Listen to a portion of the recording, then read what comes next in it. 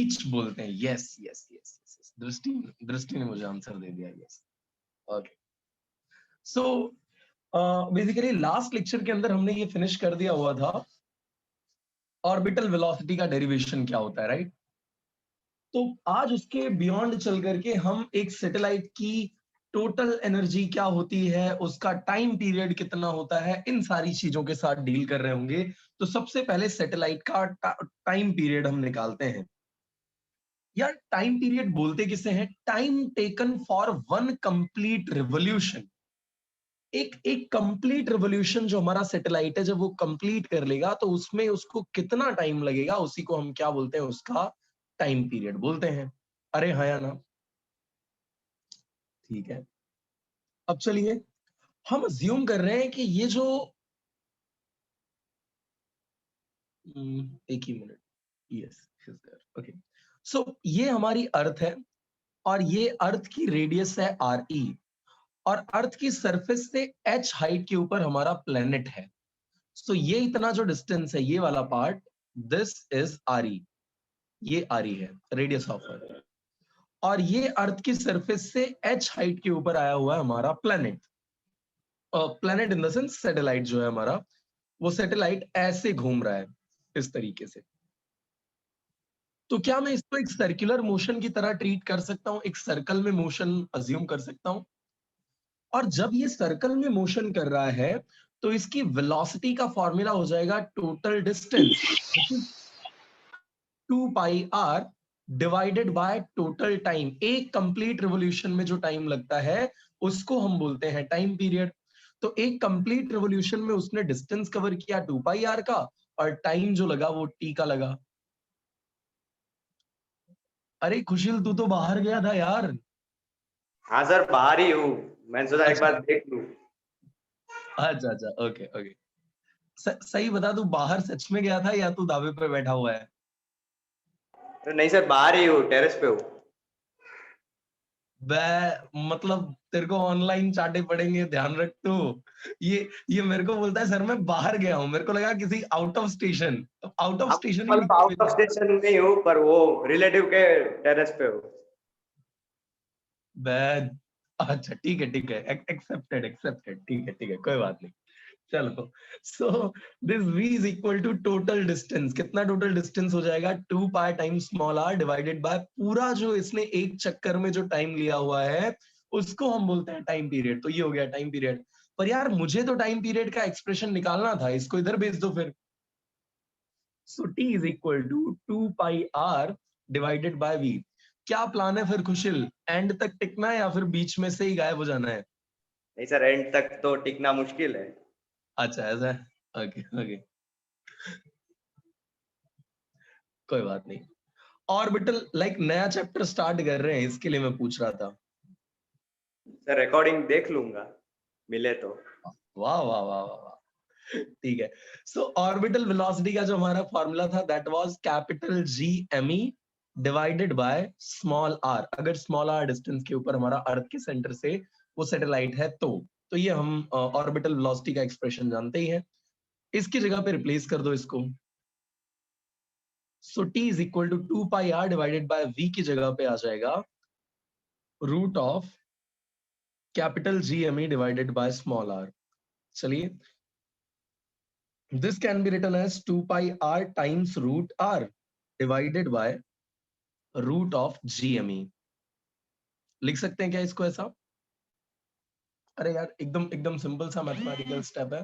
देखो, ये इसको पहले मैंने सेपरेट कर दिया, रूट दोनों पे लगा दिया, और फिर ये डिवीजन के डिवीजन वाला जो टर्म था वो कहाँ आ गया? मल्टीप्लीकेशन में आ गया। अब यहाँ r की पावर 1 है और यहाँ r की पावर कितनी है? 1/2, बिकॉज रूट ऑफ r का मतलब क्या है? r की पावर 1/2, राइट। सो रिप्लेस कर दो इसको यहाँ पे। 2 पाई r की पावर 1 इंटू आर की power 1/2, so r is to 1 into r की पावर 1/2 हो जाएगा r की पावर 3/2, राइट। बेस सेम हो तो पावर्स ऐड हो जाएंगी। सो 2 पाई r की पावर हो गई 3/2, एंड डिवीजन में क्या आ जाएगा? Root of capital G M E. अब ये r क्या है? r है अर्थ के सेंटर से सैटेलाइट का डिस्टेंस। और ये जो स्मॉल आर जिससे मैं इसको रिप्रेजेंट कर रहा हूं वो किसके इक्वल हो जाएगा, आर ई प्लस एच के, अरे हाँ या ना, रेडियस ऑफ अर्थ और इस सरफेस से कितने हाइट के ऊपर आया हुआ है हमारा सैटेलाइट, इन दोनों का एडिशन करेंगे तो हमें क्या मिल जाएगा, स्मॉल आर। रिप्लेस कर दो यहाँ पे, so this will be 2 pi small r की जगह पे आर ई प्लस एच, और यहाँ आ गया 3/2 divided by under root of capital G M E. यार ये इक्वेशन बड़ी गंदी सी लग रही है, बहुत गंदी लग रही है, थोड़ा साफ कर देते हैं इसको, ठीक है। और इसकी क्लीनिंग करने के लिए अपने को दोनों तरफ स्क्वायर करना पड़ेगा, है कि नहीं है, ऐसा क्लीनिंग करना है अपने को, तो दोनों तरफ अपन स्क्वायर कर देते हैं। तो देखो क्लीन इक्वेशन आपको कुछ ऐसी मिलेगी, T square is equals to 2 का स्क्वायर हो गया 4, पाई का हो गया पाई स्क्वायर, इसका स्क्वायर जब आप करोगे आर ई प्लस एच की पावर 3/2 का जब आप स्क्वायर करोगे तो पावर की पावर कैंसिल हो जाएगी, डिवाइडेड बाय 2 मल्टीप्लाइड बाय 2 दोनों कैंसिल हो जाएंगे, है ना। पावर की पावर का मल्टीप्लीकेशन होता है, और ये डिवाइडेड बाय 2 ये मल्टीप्लीकेशन का 2 दोनों उड़ गया, खत्म खल्लास। सो आर ई प्लस एच का हो गया क्यूब। अब ये डिवीजन वाला रूट है, ये भी गायब होगा, इसका भी स्क्वायर जब तुम करोगे तो ये हो जाएगा capital G M E. Normally हम फिजिक्स के अंदर जिन सैटेलाइट्स के साथ डील करेंगे ना, वो सैटेलाइट्स अर्थ की सरफेस के बहुत नजदीक होगा, अरे इतना नजदीक कि आर ई की जो अपनी वैल्यू है ना, much much much much much much much much greater than क्या हो जाएगी, एच हो जाएगी। आर ई की वैल्यू बहुत ज्यादा बड़ी हो जाएगी एच से, और ऐसी कंडीशन में एच को हम क्या कर देंगे, बाय बाय टाटा, तो इधर नहीं देखना अब, ठीक है, गायब कर देंगे, निग्लेक्ट कर देंगे in short. So for satellites revolving very close to the surface of Earth, what we can write it as, h को neglect कर देंगे, so equation will look like t square equals to 4 pi square re cube divided by gme। अभी मैं तुमको इसमें और नया pattern बताता हूँ, देखो मतलब तुम बोलोगे यार ये क्या क्या नया चला रहे हो अभी, तो थोड़ा और देख लो, तो इतनी देर तक झेला है ना इस इक्वेशन को, थोड़ा और झेल लो। सो ये हो जाएगा 4 पाई स्क्वायर, आर ई की पावर 3 थी राइट, तो इसकी एक पावर मैंने यहीं रखा, और जो स्क्वायर था ना उसको मैंने डिवीजन के डिवीजन में लिख दिया। अभी ये तो अपना जाना पहचाना, इसका और अपना बहुत पुराना नाता है, याद करो, capital G constant, M E constant, R E constant, सारी वैल्यूज जब हमने रखी थी तो हमारा आंसर आता था 9.8 मीटर पर सेकेंड स्क्वायर। इतनी कॉम्प्लिकेटेड सी इक्वेशन का इतना सिंपल सा सोल्यूशन, और इसको हमने नाम दिया हुआ था acceleration due to gravity, right, small G से रिप्रेजेंट करते थे अर्थ के लिए, तो यार रिप्लेस कर दो। So T square is going to be 4 pi square R E divided by G, लिख सकते हैं इसको। Yes sir. अब फिर से इस इक्वेशन को गंदा करते हैं, मतलब रूट ले लेते हैं, तो अगर अगर हम इसका रूट ले लेंगे तो टी स्क्वायर का रूट हो गया टी, 4 का रूट हो गया 2, पाई स्क्वायर का पाई, और अरे यार ये पेपर कहाँ भाग रहा है, रुक जा रुक जा रुक जा रुक जा, आज तेरे को उड़ना नहीं है, एंड यहां पे हो जाएगा R E divided by G. Chapter number 14 हो गया है क्या आप लोगों का, ऑसिलेशंस, पीरियोडिक मोशन एंड ऐसा कुछ एसएचएम हुआ है। हाँ सिंपल। सर। ऐसा कोई इक्वेशन उसमें पढ़ा क्या, एल बाय जी करके, 2 हाँ pi sir. Root of L by, हाँ टाइम देख लो पीरियड ऑफ पेंडुलम। देख लो, ऐसा मैच खा रहा है उधर से, ठीक। तो ये हमारे सैटेलाइट का जो अर्थ के बहुत नजदीक रिवॉल्व कर रहा है उसके लिए टाइम पीरियड का फॉर्मूला है, फाइनल टाइम पीरियड ये है। अब कोई मेरे को फाइनली ये कैलकुलेशन करके बता सकता है क्या कि इसकी अल्टीमेट वैल्यू क्या आएगी, फाइनल वैल्यू क्या आएगी? सर हम आलसी, 84.6 मिनट्स। सर हम आलसी हैं, हमने सॉल्यूशन देख लिया है, नोट्स के अंदर सॉल्व कर रखा हुआ है, बताओ बताओ क्या है? 84.6 मिनट्स। 84.6 minutes, right. मैंने आपको लास्ट टाइम एक मूवी रिकमेंड करी हुई थी, सर नहीं देखा, वो तो नहीं देखेंगे, जो आप बोलोगे वो नहीं देख सकते, नहीं मजा आती उन सब में, कोई बात नहीं, फिर से एक बार बोलता हूं, परमाणु नाम है, एक बार देख सकते हो, लाइक कोई एक देख करके बाकी सबको स्टोरी बता देना तो भी चल जाएगा काम, मैं स्पॉइल नहीं करूंगा तुम्हारा मजा, तुम एक बार देखना, इंटरेस्टिंग है। ये इसका यूज बहुत बार किया हुआ है, इसका यूज बहुत बार किया हुआ है उसके अंदर। चलिए कोई बात नहीं। तो ये था हमारे पास time period of a satellite. Moving ahead, अब हम देखते हैं total energy of a satellite. जो अर्थ के बहुत नजदीक घूम रहा है, ऐसे सैटेलाइट की टोटल एनर्जी क्या होगी। पहले तो हम एक अवे वाले के लिए निकालते हैं, जो बहुत ज्यादा दूर है उसके लिए टोटल एनर्जी निकाल लेते हैं, फिर उसके अंदर एच की वैल्यू को निगलेक्ट करके एकदम नियर वाले के लिए निकाल लेंगे। तो पहले तो हम नॉर्मल अपने कंडीशन पे आते हैं। ये रही हमारी अर्थ,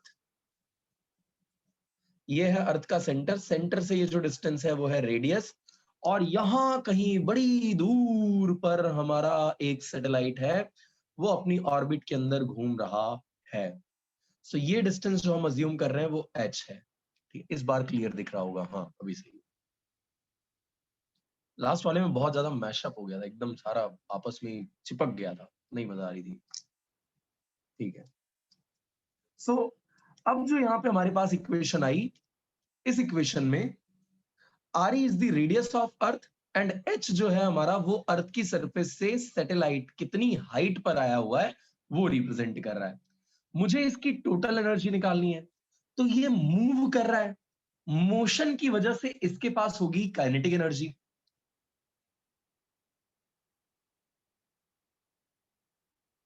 काइनेटिक एनर्जी होगी, और जितनी हाइट के ऊपर ये है उसकी वजह से इसके पास होगी एक potential energy.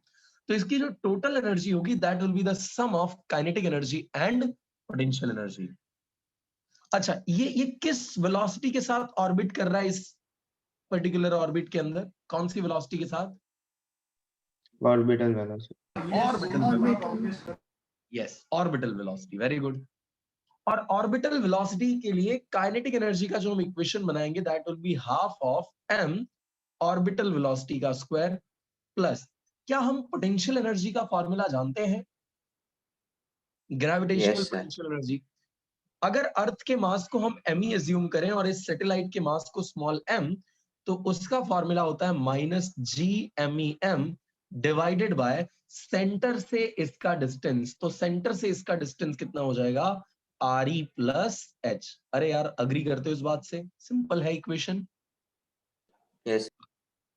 So here we are considering a satellite which is revolving at height h from the surface of Earth. Earth की surface से h height के ऊपर revolve कर रहा है, and the speed with which it is moving, that speed is the orbital velocity v naught से represent हमने कर रखा हुआ है। तो इसकी टोटल एनर्जी काइनेटिक एनर्जी और पोटेंशियल एनर्जी के एडिशन के इक्वल होगी, और ये हमने दोनों टर्म्स को रिप्लेस किया। ऑर्बिटल वेलोसिटी का एक्सप्रेशन हम जानते हैं, h हाइट के ऊपर अगर कोई प्लेनेट रिवॉल्व कर रहा है तो उसके लिए ऑर्बिटल वेलोसिटी का फॉर्मूला हो जाता है root of capital GME divided by RE plus h, right. लेकिन यहां तो अपने को स्क्वायर चाहिए, दोनों तरफ स्क्वायर कर दो।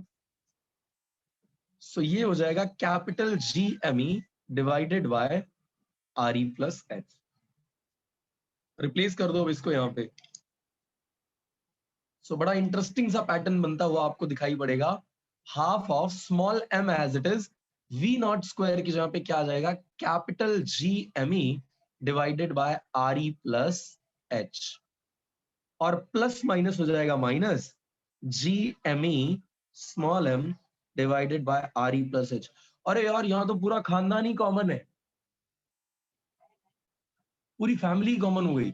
Small m capital M E RE plus h, small m capital M GME RE plus h, सब कॉमन हो गया, सबको बाहर निकाल दो।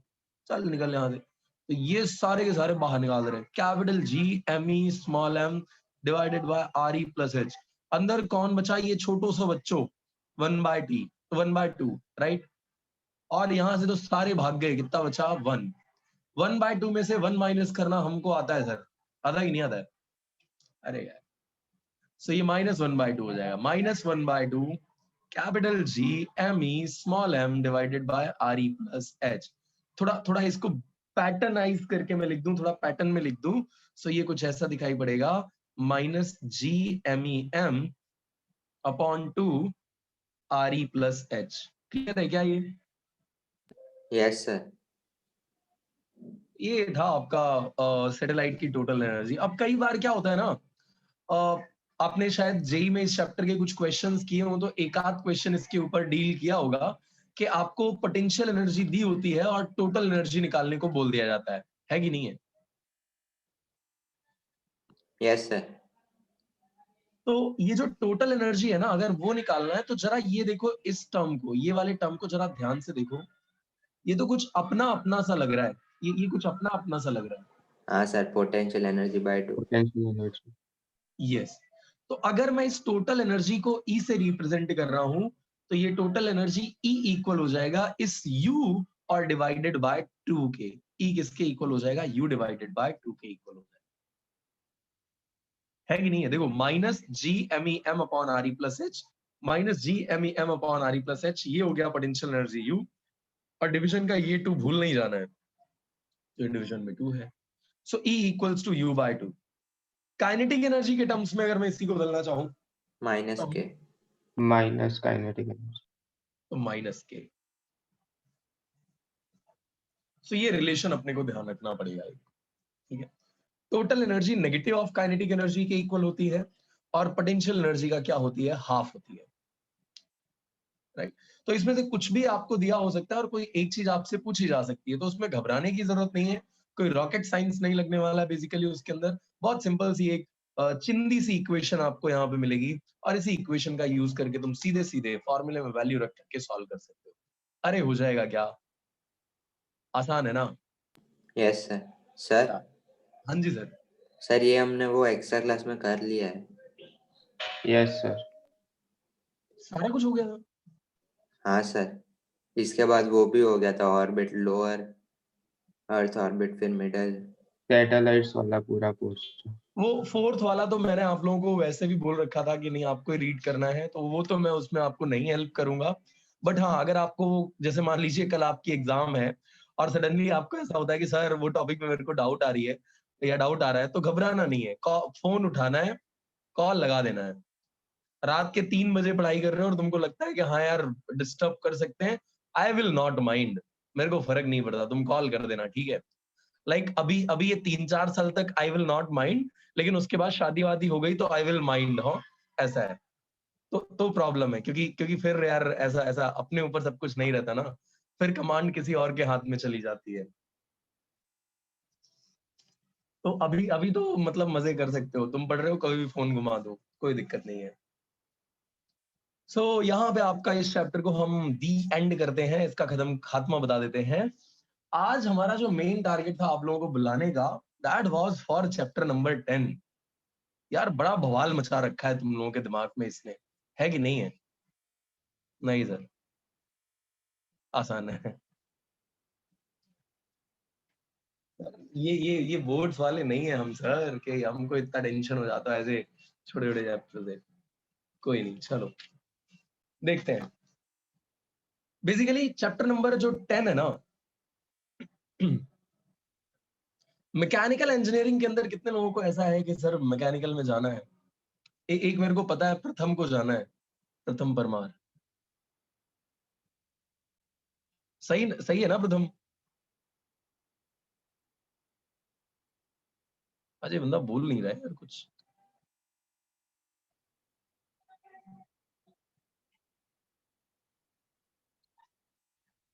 कोई नहीं कोई नहीं, चलो ठीक है। सो बेसिकली ये जो चैप्टर 10 है ना, ये जितने भी मैकेनिकल इंजीनियरिंग के एस्पिरेंट्स होंगे उनके लिए बहुत इंपॉर्टेंट बन के आता है, क्योंकि ये जो है ना, वो चैप्टर चैप्टर नहीं रह जाता है, एक बार एक टाइम के बाद ये आपकी पूरी बुक बन जाता है। और अगर आपको लग रहा है कि मैं कोई गप्पा मार रहा हूँ, मैं कोई ऐसा फेंकने वाला काम कर रहा हूँ, तो don't worry, here it is the book. ये रही बुक, ये बुक है। So if you are trying to be a mechanical engineer, आप सोच रहे हो ऐसा कुछ करने की, और ये मैंने बहुत बहुत सस्ती टाइप की बुक दिखाई है आपको। इसका मैग्नीफाइड वर्जन अगर मैं आपको दिखाऊंगा तो बहुत भयंकर है। तो अपन उसकी बात नहीं करते हैं, क्योंकि वो बहुत ही ज्यादा भयानक है। शायद मैं एक बार गलती से उस बुक को लेकर के सो गया था, एंड बाय मिस्टेक वो मेरे हाथ पे पड़ी रह गई थी, अगले दिन मेरा हाथ नहीं उठ रहा था, सही से काम नहीं कर रहा था, लाइक बड़ा बड़ा भयंकर सीन हो जाता है। तो ये जो चैप्टर 10 है ना, मैकेनिकल इंजीनियरिंग के एस्पिरेंट्स के लिए बहुत बहुत इंटरेस्टिंग और बहुत इंपॉर्टेंट है। नाम है इसका mechanical properties of fluids. Mechanical properties of fluids, fluids, yes. शायद इसी चैप्टर को आपने जेई के अंदर फ्लूइड मैकेनिक्स के नाम से पढ़ा होगा, या यही नाम था? सर अभी बाकी है उसमें। अच्छा बाकी है, ओके ओके, चलो, मतलब ये एक ऐसा चैप्टर है जिसमें आप लोग ये पता कर सकते हो कि पहले बोर्ड वाला करने से जेई ज्यादा समझ में आता है या जेई करने से बोर्ड ज्यादा समझ में आता है। चलो कोई नहीं। सो पहले तो एक सबसे कॉमन क्वेश्चन आता है, सर जी ये फ्लूइड है क्या? क्योंकि प्रॉपर्टीज हम समझ चुके हैं, मैकेनिकल हम समझ चुके हैं, नया टर्म है फ्लूइड, तो ये होता क्या है? तो बहुत ही लेमन्स लैंग्वेज के अंदर मैं अगर आपको बताऊं तो ऐसी चीजें जो फ्लो कर सकती हैं वही फ्लूइड है। Substances which can flow, they are known as fluids. बड़ी ही इनकम्प्लीट सी डेफिनेशन है।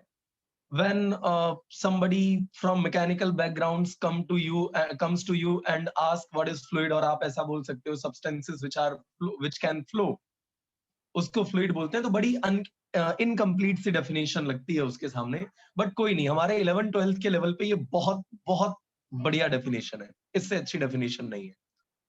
So fluid is nothing but it is a substance, it is a substance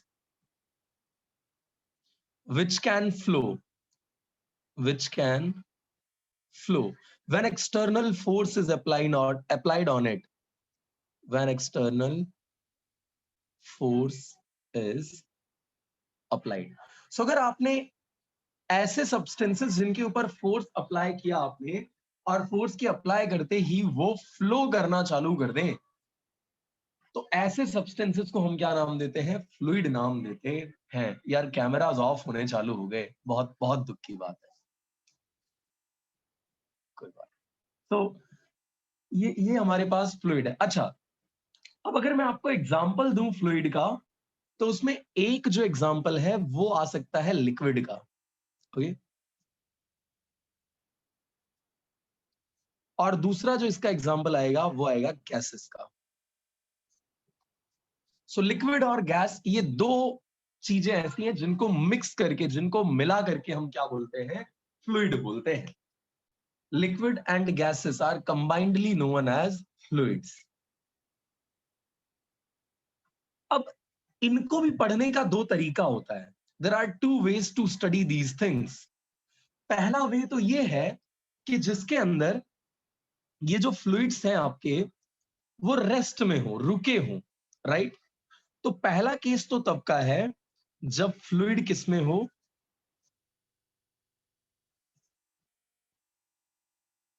fluid is at rest. और दूसरा केस है तब का जब आपका फ्लूइड क्या हो?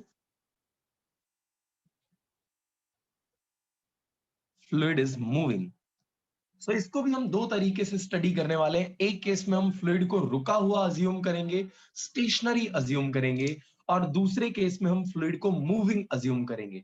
जब फ्लूइड रुका होता है तब जो स्टडी आप करते हो उस ब्रांच को नाम दिया हुआ है हाइड्रोस्टैटिक्स। हाइड्रोस्टैटिक्स। तो हाइड्रोस्टैटिक्स में आप डील करोगे ऐसे फ्लूइड्स के साथ जो स्टेशनरी होंगे, रेस्ट में होंगे, नॉट मूविंग कंडीशन में होंगे। यानी यहां आपसे वर्कडन के बारे में कोई खास कुछ भी पूछने वाला नहीं है, right? No motion is there, कोई मोशन नहीं होने वाली है। लेकिन जब फ्लूइड मूव करना चालू करेगा, तहलका मचाएगा। मतलब क्या तहलका मचाता है? अपनी नोट जो है ना, उसका 10.1 वाला पार्ट जो है वो स्टेशनरी फ्लूइड्स के साथ डील करता है, और बाकी जो 4 सेशन है वो मूविंग के साथ डील करते हैं, ठीक है? सो बहुत सारी बातें आपको मूविंग के अंदर समझनी है, सीखनी है, जाननी है। इंटरेस्टिंग पार्ट होता है, लेकिन हाइड्रोस्टैटिक्स में बहुत छोटा सा पार्ट अपने को दिया हुआ है जिसमें बेसिक डेफिनेशंस, छोटे छोटे लॉज, यही सब समझना है बस। तो hydrostatics is the branch of physics in which we deal with the fluids which are at rest. तो यार दूसरा क्या होगा? दूसरे का नाम है हाइड्रोडायनामिक्स।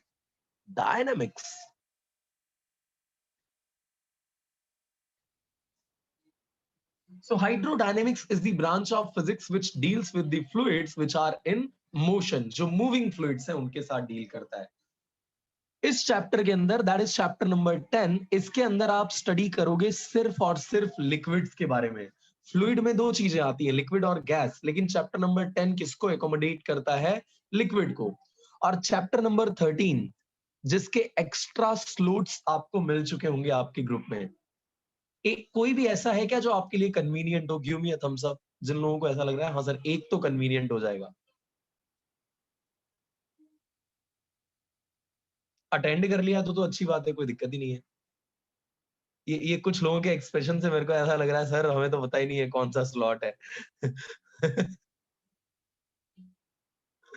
कोई बात नहीं, ठीक है ठीक है, देख लेना और उसके बाद अपडेट करना। अगर कहीं कुछ इश्यू आ रहा है तो बताना, उसका भी कुछ सॉल्यूशन ले आएंगे अपन, ठीक है। ये बेसिकली उन स्टूडेंट्स की लाइक जो हमारी मीटिंग हुई थी कुछ स्टूडेंट्स के साथ, उसमें ये था उनका पॉइंट ऑफ व्यू कि सर अगर बोर्ड में चैप्टर पहले चला हुआ होता है तो हम उसमें एडवांस के अंदर थोड़ा ज्यादा कॉप अप कर पाते हैं। तो चैप्टर फिनिश भी करना था एक तरीके से, वो भी एक अपना टारगेट था। और दूसरा एक तुमको भी ऐसा हो जाए कि हाँ यार ये पैटर्न के ऊपर भी करके एक बार देख लेते हैं एक्सपेरिमेंटल बेसिस पे, क्या ज्यादा क्लैरिटी ला करके देता है, फिर उसको एक्सेप्ट कर लेंगे। हर्ष हर्ष का पॉइंट ऑफ व्यू अलग था, मेरे को याद है। Sir yes. सर अभी तो वो एडवांस में वो भी कंप्लीट हो गया।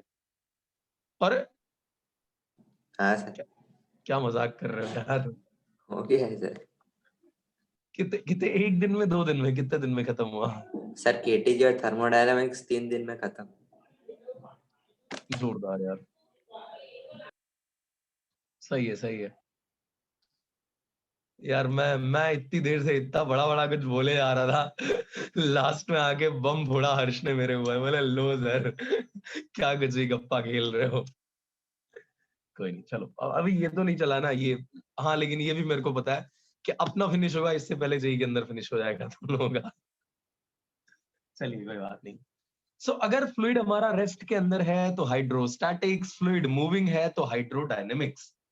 चैप्टर नंबर 13 के अंदर आप डील करोगे गैसेस के साथ, लेकिन इस चैप्टर में बेसिकली आपको किसके साथ डील करना है? लिक्विड्स के साथ डील करना है। और चैप्टर की स्टार्टिंग हो और पूरा नया एकदम कॉन्सेप्ट हो तो कुछ डेफिनेशंस को जो बेसिक होती है उनको समझ लेना इज वेरी इंपॉर्टेंट। क्योंकि बार बार जब वो टर्म्स आपके सामने आएंगे तो ऐसा ना हो कि सर हम तो ये मीनिंग नहीं समझ पा रहे थे कि इसका मतलब क्या हो रहा है, ठीक है। सो पहली जो डेफिनेशन आती है इन सब के सीक्वेंस में, that is of thrust. Thrust सुना है क्या ये नाम? किसी कुछ आइडिया हो? Sir force exerted per unit area. नहीं यार, वो तो प्रेशर हो जाता है। I am talking about thrust. The force exerted by liquid at rest. वो भी लिक्विड के केस में तो सही है, एकदम सही है। चलो ठीक है, मैं थ्रस्ट का आपको मीनिंग बताता हूँ। देखो ये एक सरफेस है। ओहो तनय आया, तनय तनय। ओके, सो ये लेट्स से हमारे पास एक सरफेस है और इस सरफेस के ऊपर हमने क्या किया है?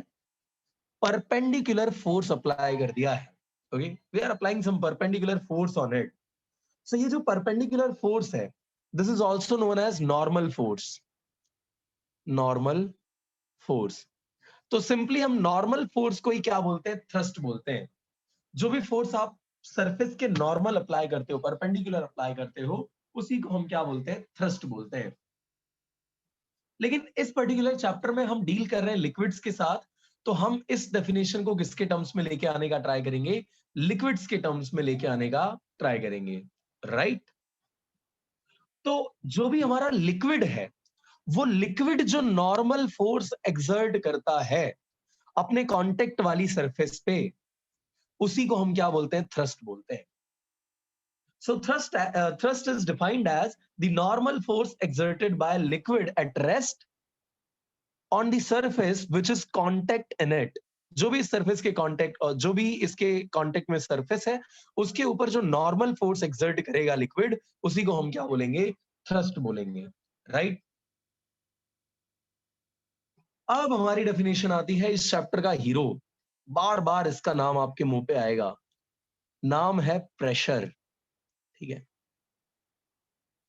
ये वो प्रेशर बिल्कुल नहीं है जो आप फील करते हो आपकी स्कूल एग्जाम के एक दिन पहले, जब आपका 2 से 3 चैप्टर बाकी होता है. इसका उस प्रेशर के साथ कोई लेना देना नहीं है.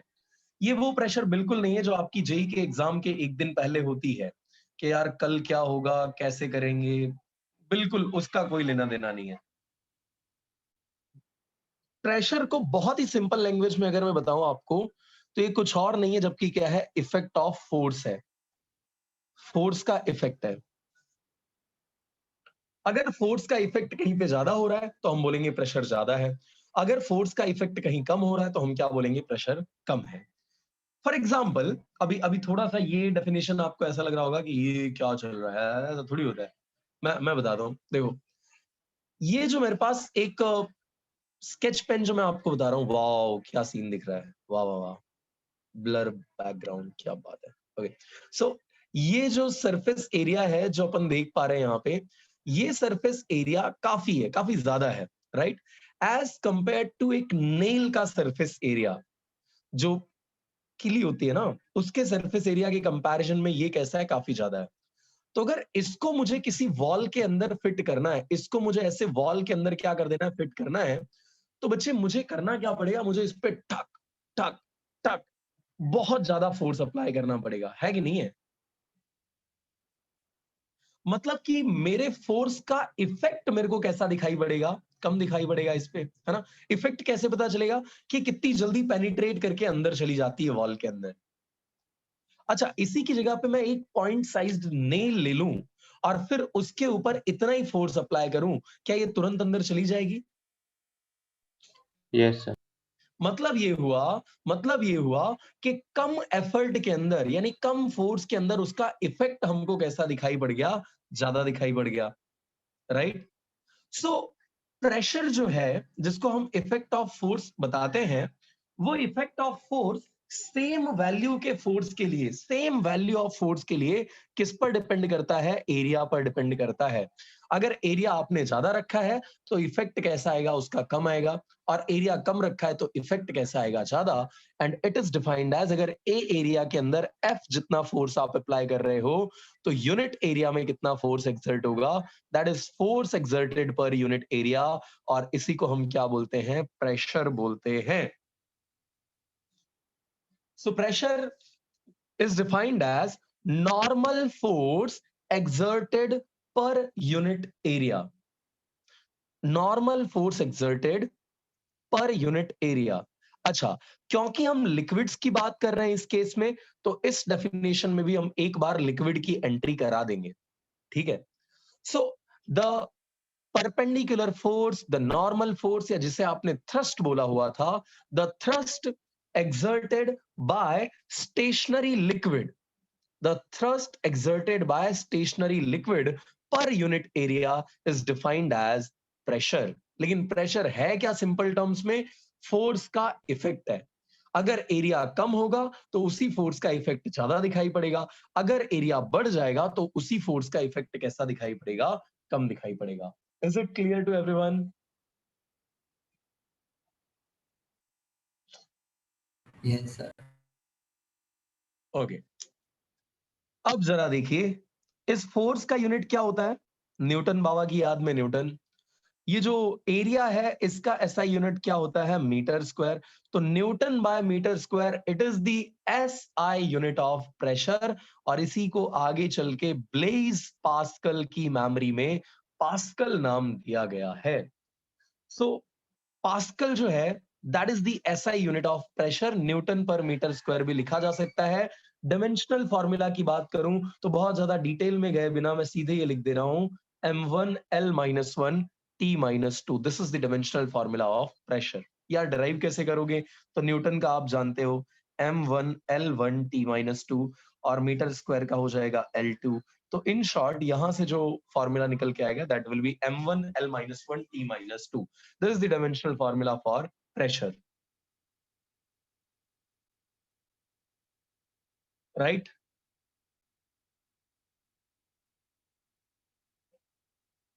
अब क्योंकि मैंने आपको प्रेशर डिफाइन किया हुआ है as a effect of force, तो जरा हम समझते हैं इस इफेक्ट ऑफ फोर्स की वजह से, यानी प्रेशर की वजह से क्या क्या चीजें होती हैं और कौन कौन से हम इसके प्रैक्टिकल एप्लीकेशंस देख पाते हैं।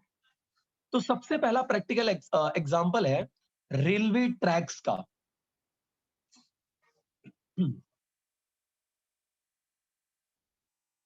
सोचो अगर रेलवे ट्रैक्स को आपने सिर्फ ऐसे ही रखा होता, बीच में वो वुडन या स्टोन के या कंक्रीट के स्लीपर्स नहीं रखे होते आपने, तो क्या होता, क्या होता, क्या सिचुएशन बनती, सोचो जरा। यहां इन दोनों के बीच में कोई रिजिड सपोर्ट होता तब? आंसर इज नो, कोई रिजिड सपोर्ट नहीं होता, राइट? तो इतनी ज्यादा वेट में इतनी ज्यादा स्पीड के साथ दौड़ने वाली जो ट्रेन है, जब इन दोनों पर से इंडिविजुअली निकलने लगती तो होता ये कि ये वाला पार्ट जमीन के अंदर चला जाता है कि नहीं है?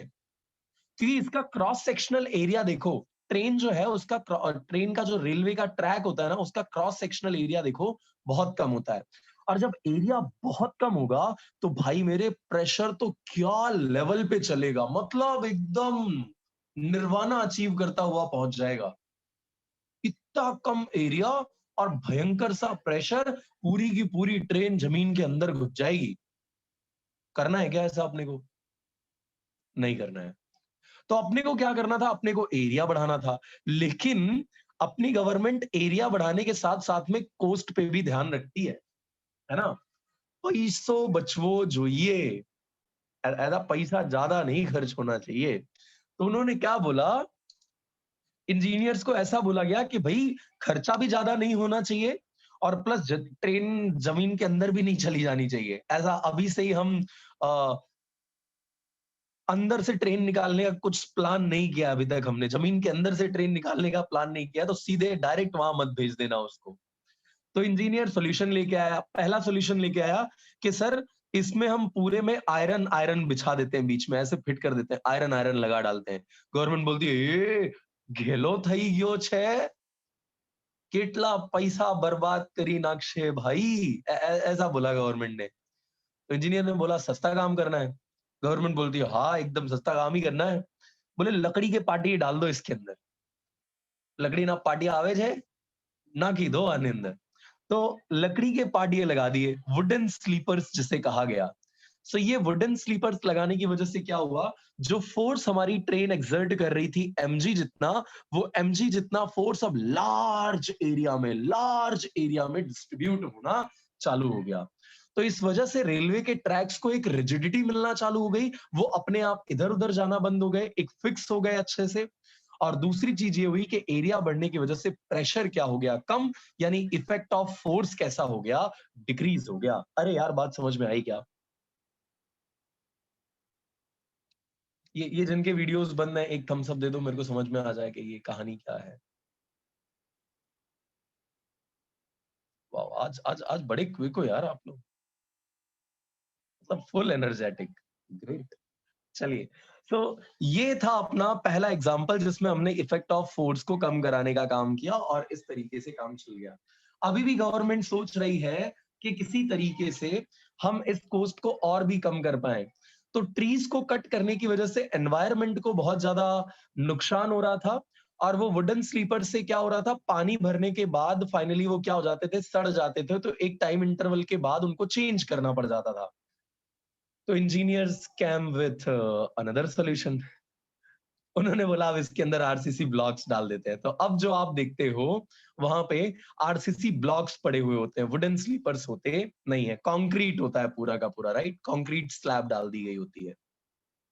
तो पानी कितना भी पड़ता है वो सड़ता नहीं है, खराब नहीं होता है और मस्त आराम से रिजिडिटी प्रोवाइड करते हुए चल रहा है। हमारे यहाँ पे ये हाई स्पीड ट्रेन इसलिए भी नहीं चल पा रही है क्योंकि उसका कोस्ट तुम समझ पा रहे हो ना, बहुत ज्यादा ही है। पूरे के अंदर तुमको क्या करना पड़ता है, कंक्रीट बिछाना पड़ता है पूरे में। और हम क्या करते हैं, इतना इतना गैप दे दे करके बिछाया हुआ है ना, थोड़ा थोड़ा गैप बीच में रहता है। तो इतना ज्यादा खर्चा हम कर नहीं सकते, अभी गरीब है यार। तो क्या कर रखा हुआ है हमने हमने बाद के लिए पोस्टपोन कर रखा है कि कभी जब फ्यूचर में पैसा होएगा तब बुलाएंगे इन लोगों को, जापानीज को, और वो लोग आके काम करके जाएंगे अपना। ठीक है, चलो कोई नहीं। तो ये तो कहानी थी, किसी को हम क्रिटिसाइज नहीं कर रहे हैं, बिल्कुल ऐसा नहीं सोचना कि मैं ऐसा गवर्नमेंट के खिलाफ हूँ, एंटी गवर्नमेंट, ऐसा कुछ नहीं। चलो, तो ये पहला पार्ट हो गया।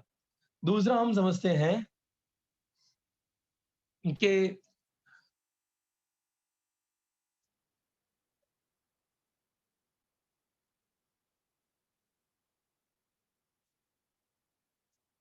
मून वॉकिंग भले कितनी भी इजी हो एक डांसर के लिए, सैंड वॉकिंग इजी नहीं हो सकती है, क्योंकि उसमें फिजिक्स लगता है। और फिजिक्स क्या लगता है समझना बात को। देखो, हमारे जो पैर होते हैं ना, भगवान ने बहुत सोच समझ के डिजाइन किया हुआ है उसको। जब तुम अपने पैरों को ले जाके इसमें रखोगे तो पैरों का एरिया कैसा है, कम है, पतला है, राइट। और पैर हमारे पतले हैं तो वो क्या हो जाते हैं, रेत के अंदर, सैंड के अंदर धस जाते हैं, घुस जाते हैं अंदर। अब प्रॉब्लम ये होती है कि नेक्स्ट स्टेप लेने के लिए आपको पूरी रेती में से, पूरे सैंड में से अपने पैरों को पहले बाहर निकालना होता है, फिर उसके बाद आगे पैर रखते उतने में फिर से धसना चालू हो जाता है, अंदर जाना चालू हो जाता है। मतलब इंसान समझ नहीं पा रहा होता है कि मैं चल रहा हूं कि कोई मेरे को चलवा रहा है, या मेरे साथ क्या हो रहा है, मैं पूरा एकदम अनजान हो जाता हूँ, राइट। लेकिन कैमल के केस में क्या होता है, उसके पैर ये मोटे मोटे, लाइक नीचे का जो सरफेस एरिया होता है ना, बहुत गजब होता है, बहुत जबरदस्त होता है।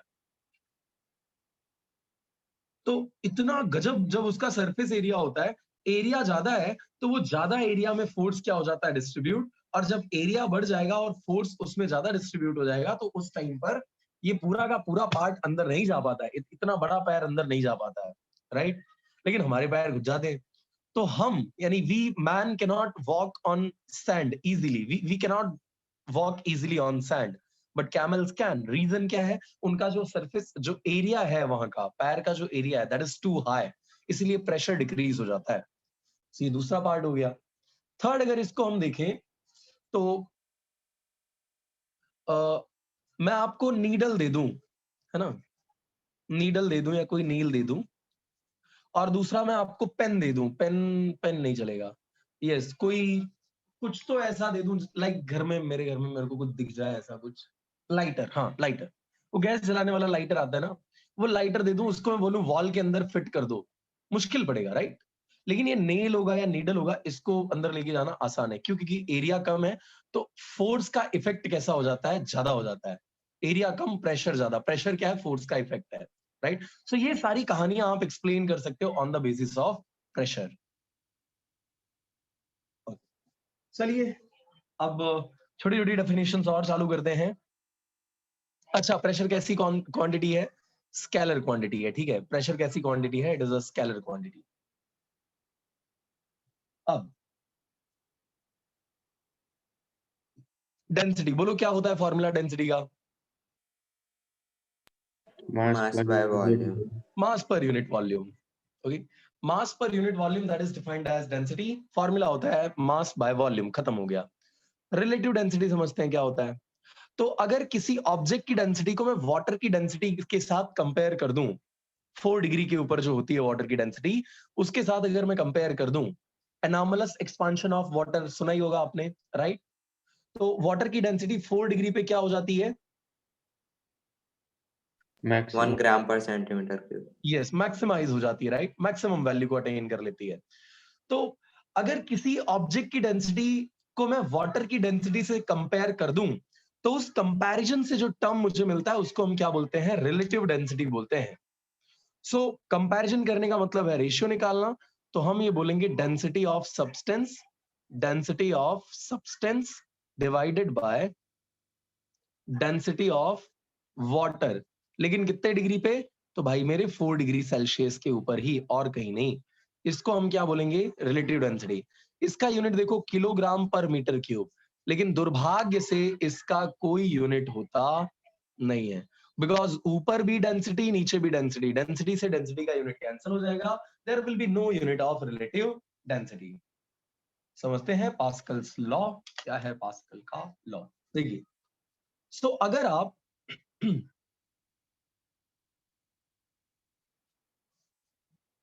ये हमारे पास एक एनक्लोज्ड वेसल है, ठीक है, एक एनक्लोज्ड वेसल है, इसके अंदर हमने लिक्विड भर दिया है। तो ये जो लिक्विड आप भरोगे that will be known as enclosed liquid. इसको हम क्या बोलेंगे, एनक्लोज्ड लिक्विड बोलेंगे।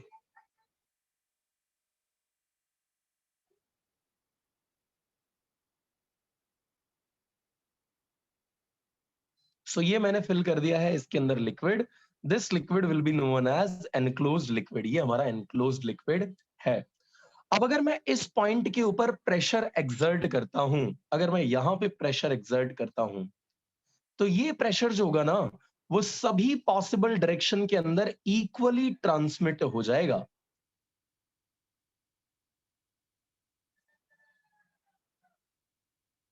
ओके, जितनी भी डायरेक्शन है ना, सारी की सारी डायरेक्शन के अंदर ये जो प्रेशर है वो इक्वली ट्रांसमिट हो जाएगा, and this is what we call as Pascal's law. पूरा समझते हैं definition. Pressure exerted at any point on an enclosed liquid, pressure हमने एक्सर्ट किया किसके ऊपर, एनक्लोज्ड लिक्विड के ऊपर। So pressure exerted on enclosed liquid is transmitted equally in all the directions, सभी directions में क्या हो जाता है, equally transmit हो जाता है। This statement is known as Pascal's law। अरे फिर से सुन लो यार, सुनो। Pressure exerted at any point on an enclosed liquid, pressure exerted at any point on an enclosed liquid transmits equally in all the directions. This is what we call as Pascal's law। ये enclosed liquid था, इस पे तुमने यहां pressure लगाया, ये pressure हर direction में equally transmit होगा, इसी का नाम है Pascal's law। खत्म, बात खत्म। इसका एक प्रूफ आता है, बट खुशखबरी ये है डिलीट हो चुका है, डिलीट हो चुका है, ठीक है। सो अच्छी बात ये है कि अब आपको उसके ऊपर जाने की जरूरत नहीं है। बस ये याद रखना है कि अगर आप लिक्विड में किसी एक पॉइंट पर प्रेशर एक्सर्ट करोगे तो वो प्रेशर इक्वली सभी डायरेक्शंस के अंदर क्या हो जाएगा, ट्रांसमिट हो जाएगा। This statement is what we call as Pascal's law. Law याद होना चाहिए। Hello Aastha, Yes, sir. Madam बता सकते हो ये लॉ क्या है, Pascal's law? The pressure exerted on any point on an enclosed liquid is transmitted equally in all directions. क्या बात है, बहुत बढ़िया। चलिए, सो ये था हमारे पास पास्कल्स लॉ। अब हम समझते हैं कॉलम प्रेशर का क्या फॉर्मूला होता है, या इसी को दूसरे टाइप में जब पूछा जाता है तो ऐसा बोला जाता है, प्रेशर वेरिएशन डेप्थ के साथ किस तरीके से होता है वो एक्सप्लेन करो। डेप्थ के साथ प्रेशर किस तरीके से वेरी करता है ये एक्सप्लेन करना। तो चलिए, अगेन हम एक रेस्ट के अंदर अपने लिक्विड को अज्यूम कर रहे हैं। रेस्ट में लिक्विड है, ये मेरा एक वेसल है, राइट।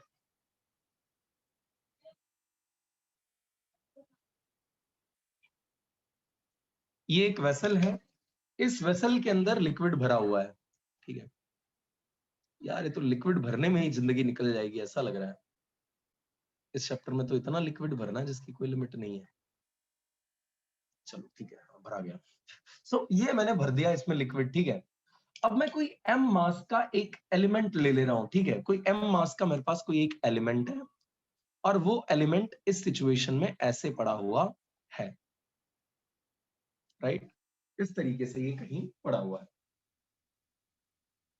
ये स्टेशनरी पोजीशन में। अब यार स्टेशनरी पोजीशन में इसका मतलब एक चीज तो अपने को क्लियर हो जानी चाहिए कि जितने फोर्सेस अपवर्ड डायरेक्शन में लग रहे हैं, same amount of force downward direction में लग रही होगी, तभी ऐसा हो सकता है, उसके पहले ऐसा हो सकता नहीं है। अब इसके ऊपर फोर्सेस देखते हैं कौन कौन एक्ट करवा रहा है। तो ये जो ऊपर का ये वाटर है ना, ये वाटर क्या करेगा, फोर्स अप्लाई करेगा डाउनवर्ड डायरेक्शन में। नीचे वाला जो हमारा ये है, नीचे की तरफ से ये जो पार्ट है, ये इसके ऊपर फोर्स कहाँ एक्सर्ट करेगा? अपवर्ड डायरेक्शन में। इस फोर्स को मैं F1 बोल दे रहा हूं, इस फोर्स को मैं कितना बोल दे रहा हूं? F2, राइट? एंड वी नो दैट कि ग्रेविटेशनल फोर्स, जो फोर्स ड्यू टू ग्रेविटी है, वो हमेशा कहां लगता है? डाउनवर्ड डायरेक्शन में। तो अगर मास इसका m है और acceleration due to gravity g है, तो mass into acceleration due to gravity mg कहां आ जाएगा? डाउनवर्ड डायरेक्शन में एक्ट करेगा। राइट है क्या?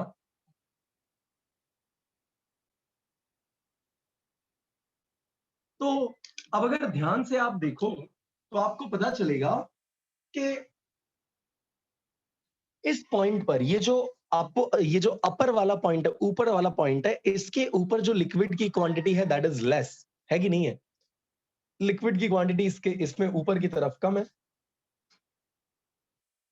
वही नीचे की तरफ ये जो लिक्विड की क्वांटिटी है वो कंपैरेटिवली कैसी है? ज्यादा है। देखो कॉलम कैसी है? ज्यादा है, राइट? अगर मैं यहां से यहां तक का डिस्टेंस h अज्यूम कर लूं,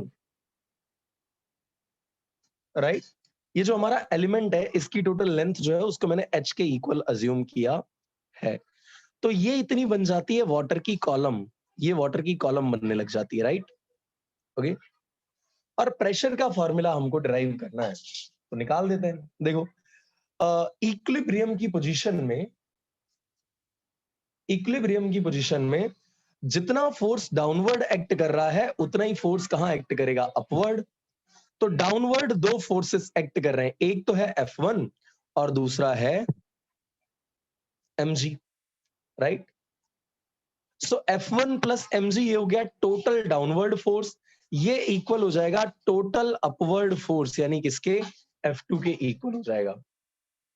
अब याद करो पीछे एक इक्वेशन मैंने आपको बताया हुआ था, pressure is equal to force divided by area. तो अगर मैं यहां से फोर्स को सब्जेक्ट बनाऊं तो force can be written as pressure into area. यहां का प्रेशर अलग, यहां का प्रेशर अलग, इस पॉइंट का प्रेशर अज्यूम किया P1, इस पॉइंट का प्रेशर अज्यूम किया P2। लेकिन एरिया ऑफ क्रॉस सेक्शन तो दोनों ही केसेस में सेम रहने वाला है, क्योंकि हमने इसको वेसल को ऐसा चौड़ा या पतला ऐसा उसके डायमेंशंस तो नहीं चेंज किए हैं। That means the area of this will remain constant, area constant रहेगा। तो F1 भी इक्वल टू, F1 किसके इक्वल हो जाएगा? P1 times area, and F2 किसके इक्वल हो जाएगा? P2 टाइम्स एरिया के। रिप्लेस कर दो यहां पे वैल्यूज, F1 की जगह पर आ गया P1 into area plus mass can be written as density into volume. लिख सकते हैं क्या इसको? Mass is equal to density into volume. जी Yes, sir. हमारा as it is equal to F2 की जगह पर आ गया P2 इंटू ए। अभी भी इसके अंदर एक सिंप्लीफिकेशन और किया जा सकता है, and that simplification can be done by replacing the value of V by area into height.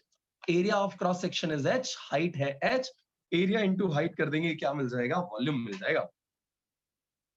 So P1A plus rho AHG is equal to P2A। अब यहां देखो A सब में A कॉमन है, A कॉमन लेके उड़ा दो। So P1 plus rho GH that equals to P2। अरे यार यहां भी कॉमन आएगा A, यहां भी आएगा A से A खत्म, इक्वेशन क्या बन गई? P2 is equal to P1 plus rho GH। P1 को इस तरफ ले आओ, so this will be P2 minus P1 that is equal to rho GH। ठीक है, ये जो P2 माइनस P1 है ना, ये दो प्रेशर का डिफरेंस है, it is the difference of two pressures. और ये जो डिफरेंस है ना, इस डिफरेंस को आगे चल के एक नाम देने वाले हैं, लेकिन उससे पहले एक स्पेशल केस हम समझ लेते हैं। देखो अगर ये वाला सरफेस एटमॉस्फेयर को ओपन होता, अगर ये वाला सरफेस हम यहां एकदम टॉप में अज्यूम करते, तो इसके ऊपर कौन सा प्रेशर लग रहा होता? सिर्फ एटमॉस्फेयर की वजह से प्रेशर लग रहा होता। अरे हाँ या ना? Yes, sir. और एटमॉस्फेयर जो प्रेशर एक्सर्ट करता है उस प्रेशर को हम बोलते हैं atmospheric pressure, right? Atmospheric pressure. और ये जो P2 है जो लोअर लेवल पे लग रहा था, इसको मैं अज्यूम कर लेता P के इक्वल, तब ये कहानी क्या नजर आती, तब ये कहानी हो जाती P minus atmospheric pressure that equals to rho GH, right.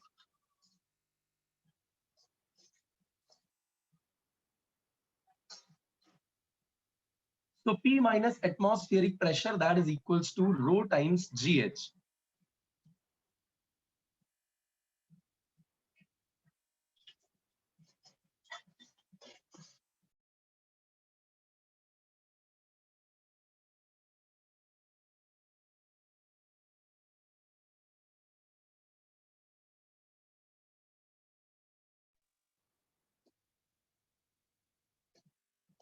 तो ये जो हमारे पास टर्म आता है P minus PA, this is what we call as gauge pressure. इसे हम क्या बोलते हैं, गॉज प्रेशर बोलते हैं, ठीक है। किसी पॉइंट पर जो प्रेशर है वो और एटमॉस्फेरिक प्रेशर का difference, the difference of pressure at a given point and atmospheric pressure is known as gauge pressure. और इस गॉज प्रेशर का क्या इक्वेशन होता है, rho times G times H. Give me a thumbs up अगर ये clear है तो, क्विक।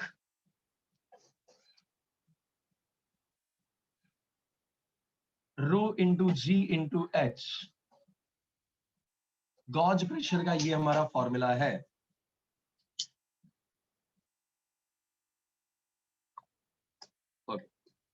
सो ये एक छोटा सा डेरिवेशन है, 2 मार्क्स में कभी कभार पूछ लिया जाता है।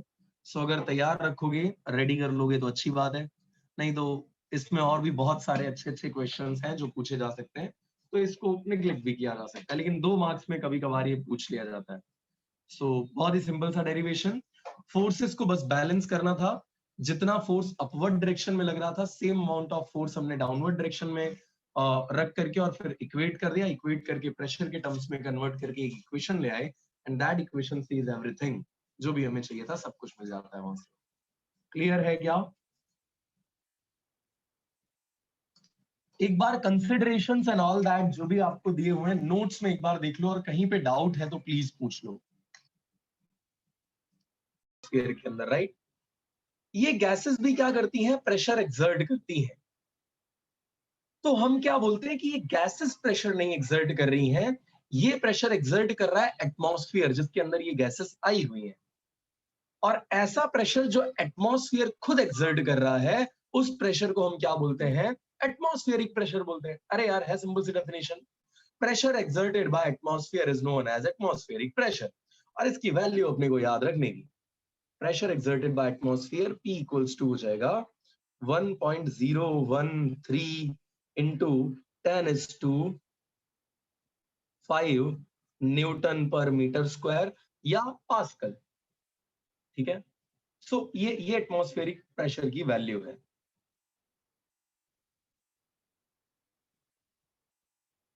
राइट। चलिए, अब इस प्रेशर को मेजर करने के तरीके, तो एडवांस के अंदर आपको बहुत सारे इंस्ट्रूमेंट बताए जाएंगे, लेकिन यहां हमको सिर्फ एक ही इंस्ट्रूमेंट के बारे में जानना है जिसका नाम है open tube manometer. Okay, barometer है, मैनोमीटर है, देयर आर सो मेनी ऐसा डिवाइसेस हैं जो यूज होते हैं, लेकिन बेसिकली यहां हमको किसका डिस्कशन करना है, तो हमें डिस्कशन करना है ओपन ट्यूब मैनोमीटर का। तो मैनोमीटर का बेसिकली यूज हम किस लिए करते हैं, तो भाई सिंपल सी बात है, प्रेशर डिफरेंस यानी कि गॉज प्रेशर को फाइंड आउट करने के लिए। तो ये नोट कर लेना, use of open tube manometer. क्या यूज है इसका, गॉज प्रेशर को फाइंड आउट करना। गॉज प्रेशर को, एब्सोल्यूट प्रेशर नहीं फाइंड आउट करता है। कौन सा प्रेशर फाइंड आउट करके देता है, ये गॉज प्रेशर फाइंड आउट करके देता है। जल्दबाजी में गड़बड़ी कई बार हो जाती है। नॉर्मल सा एक एमसीक्यू गुजरात बोर्ड के अंदर अगर पूछा गया और आपसे ये पूछा गया, what which of the following things can be measured by open tube manometer, तो उसमें नॉर्मली आपसे ये गलती होती है, प्रेशर देख करके फटाक से क्लिक कर देते हो, टिक लगा देते हो, सही कर देते हो, गोला भर देते हो, झोल हो जाएगा, नहीं कर सकते। गॉज प्रेशर जो है that can be measured by using open tube manometer. अब इसका स्ट्रक्चर क्या होता है? तो सिंपली इसके अंदर यू शेप की एक ट्यूब होती है, ऐसी।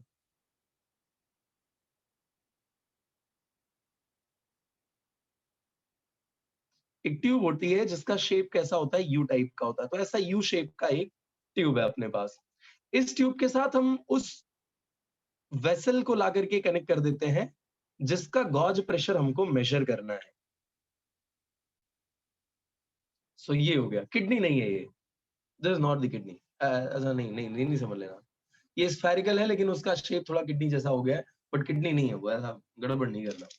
सो ये जो है इसके अंदर आपने वो जो भी है सब्सटेंस फिल करके रखा हुआ है।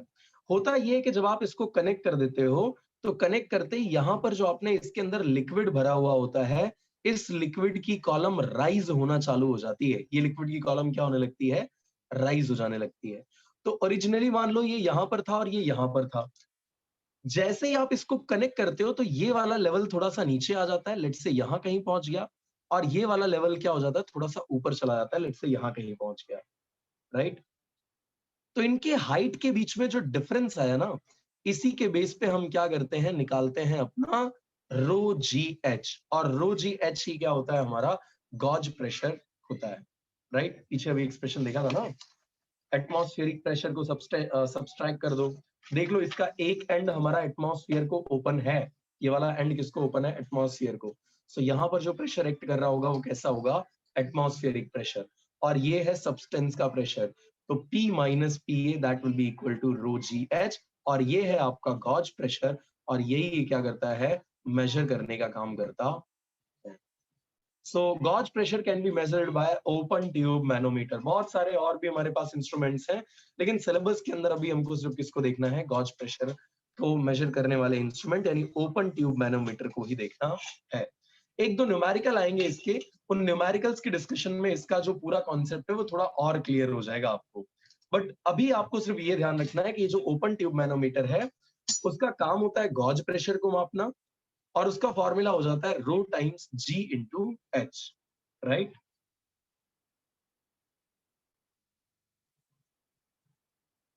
ओके,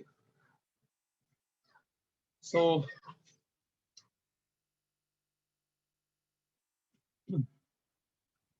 ये था हमारे पास एटमॉस्फेरिक प्रेशर और गॉज प्रेशर को मेजर करने का जो तरीका है वो। नाउ अगर मैं आपको अलग अलग शेप के कुछ वेसल्स दे दूं, ये एक शेप हो गया, ये हो गया दूसरा शेप,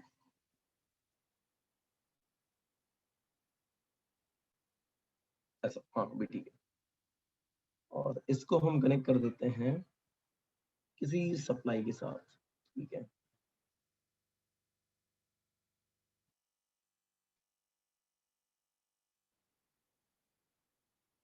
यहां पर भी एक नया शेप हम दे देते हैं।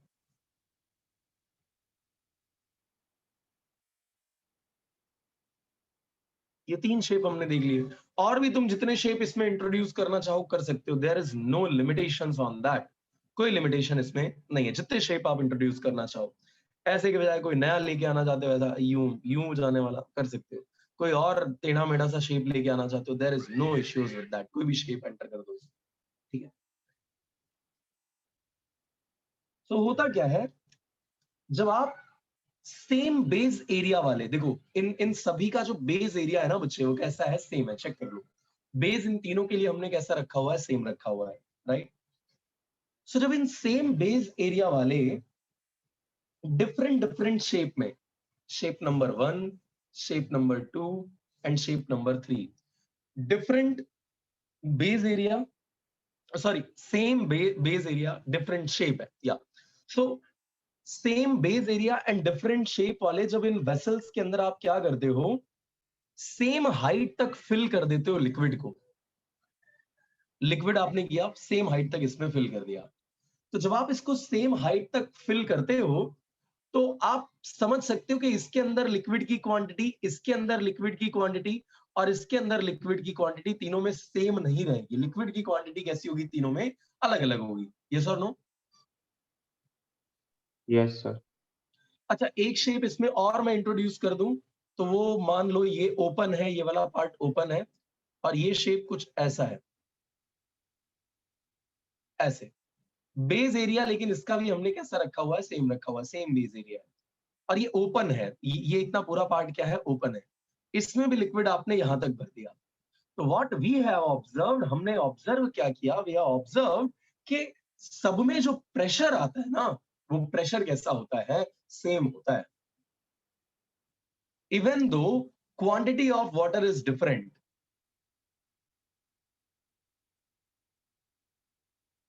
मतलब वॉल्यूम कुछ भी हो, वॉल्यूम इसका अलग होगा, इसका अलग होगा, इसका अलग होगा, इसका अलग होगा, वॉल्यूम कुछ भी हो, शेप कुछ भी हो, अगर आप सेम हाइट तक इसमें लिक्विड फिल कर देते हो तो सब में प्रेशर कैसा होता है, सेम होता है। मैं जब पहले इसको देखता था तो मेरे को लगता था इस शेप के अंदर प्रेशर ज्यादा होगा, क्यों, क्योंकि इसमें ज्यादा लिक्विड आया, लिक्विड ज्यादा आया तो हो सकता है इसका प्रेशर ज्यादा हो, ऐसा लॉजिक लगता था। लेकिन मेरी एक्सपेक्टेशन कैसी निकली, गलत निकली। यस और नो, गलत हुई ना एक्सपेक्टेशन मेरी? हम लोग एक्सपेक्ट कर रहे थे कि शायद बिल्कुल। इसमें प्रेशर ज्यादा होगा या इसमें प्रेशर ज्यादा होगा, इन दोनों में से किसी एक में प्रेशर क्या हो जाएगा, ज्यादा हो जाएगा, ये हमारा एक्सपेक्टेशन था।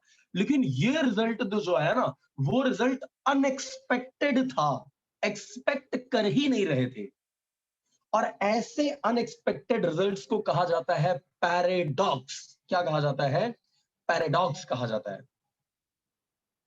लेकिन ये जो पैराडॉक्स हुआ है, ये लिक्विड की रेस्ट वाली पोजीशन पे हुआ है। यस और नो? जब लिक्विड हमारा रेस्ट पोजीशन में था, एकदम रेस्ट में था, उस टाइम पर ये पैराडॉक्स क्रिएट हुआ है। इसीलिए इस पैराडॉक्स को नाम दिया गया है hydrostatic, hydrostatic paradox, hydrostatic paradox. Statement बोलूं क्या, पूरी स्टेटमेंट इसकी बोलूं, सुनो।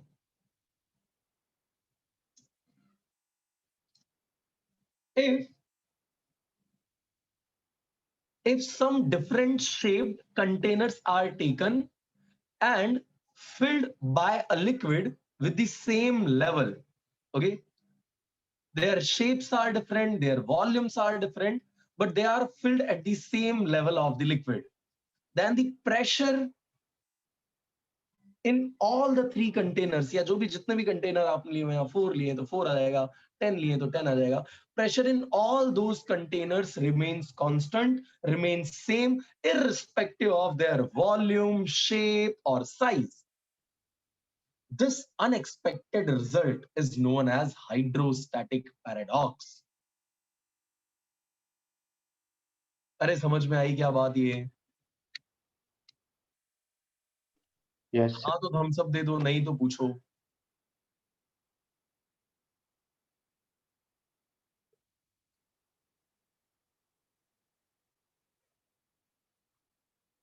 संतृप्त, प्रथम, दृष्टि, Aditya,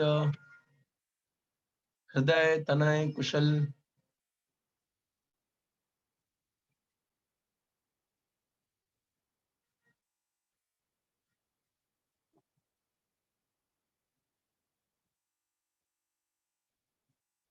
Okay, so this statement is known as hydrostatic paradox. Sir. Yes, yes, Harsh. Sir fluids वाले में हम आइडियल केसेस लेते हैं। Sorry, मैं समझा नहीं हर्ष। सर जैसे गैसेस में हम आइडियल गैसेस लेते हैं, वैसे फ्लूइड्स में आइडियल फ्लूइड्स होते हैं। हाँ लेते हैं, बिल्कुल लेते हैं। आइडियल फ्लूइड का एक फीचर हम कंसिडर करते हैं कि भाई उसकी विस्कोसिटी 0 होती है, और ये आएगा बर्नौलीज थ्योरम के अंदर।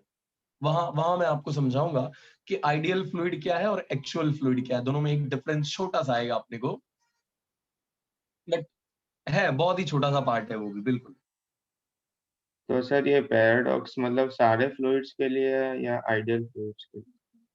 इसको नॉर्मली जो है हम किसी भी लिक्विड के लिए अप्लाई कर सकते हैं, मतलब जो भी जनरल आपके पास लिक्विड है उनके लिए आप अप्लाई कर सकते हो।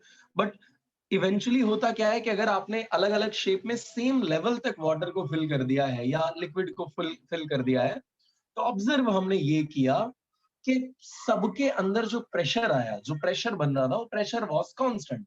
तो वहां से हमने बताया कि यार ये शेप तो अलग था, प्रेशर अलग होना चाहिए था, इसका शेप अलग था, प्रेशर, लेकिन हुआ नहीं ऐसा कुछ। और नहीं हुआ तो वहां से एक अनएक्सपेक्टेड रिजल्ट निकल के आया। उसी अनएक्सपेक्टेड रिजल्ट को हमने नाम दिया हुआ पैराडॉक्स। लेकिन ये किसके साथ रिलेटेड है? लिक्विड्स एट रेस्ट के साथ रिलेटेड है, इसीलिए हाइड्रोस्टैटिक नाम दिया गया।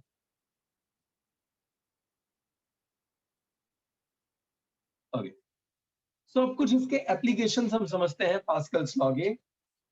पहला जो एप्लीकेशन है that is of hydraulic lift. तो अकॉर्डिंग टू पास्कल्स लॉ, अगर एनक्लोज्ड वेसल के अंदर जो लिक्विड रखा हुआ है उसमें आप कहीं पर भी प्रेशर एक्सर्ट करो तो प्रेशर क्या होता है?